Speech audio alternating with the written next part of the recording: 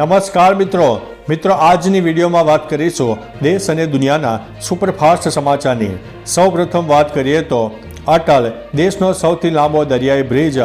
મુંબઈથી નવી મુંબઈ વચ્ચે દેશનો સૌથી મોટો દરિયાઈ પુલ બનીને તૈયાર થઈ ચૂક્યો છે।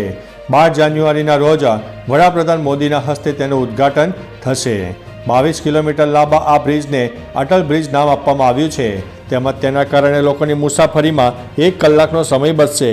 આ બ્રિજ બનાવતી વખતે પર્યાવરણનું ખાસ ધ્યાન રાખવામાં આવ્યું છે। તેમજ બ્રિજ આર્ટિફિશિયલ ઇન્ટેલિજન્સવાળા 400 સીસીટીવી કેમેરાથી સજ્જ કરાયેલ છે। અન્ય મહત્વના સમાચારની વાત કરીએ તો ખૂબ બાળકો પેદા કરો, પીએમ ઘર બનાવશે। રાજસ્થાન સરકારમાં આદિજાતિ વિકાસ મંત્રી બાબુલાલ ખરાડીનું નિવેદન ખૂબ ચર્ચામાં છે।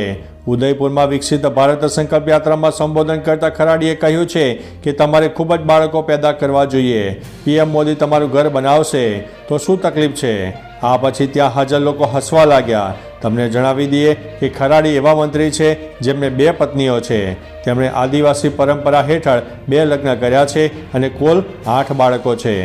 અન્ય મહત્વના સમાચારની વાત કરીએ તો પાકિસ્તાનની મહિલાને ભારતની નાગરિકતા મળી છે।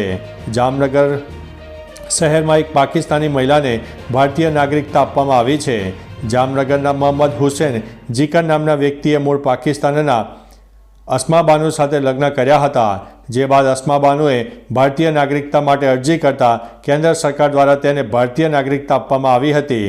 ઉપરાંત જામનગર કલેક્ટર દ્વારા નાગરિકતાના પ્રમાણપત્ર એનાયત કરતા સમગ્ર પરિવારે સરકારનો આભાર વ્યક્ત કર્યો છે। તો ચાલો મિત્રો, ફરીથી દેશ અને દુનિયાના સુપરફાસ્ટ સમાચાર લઈને મળતા રહીશો।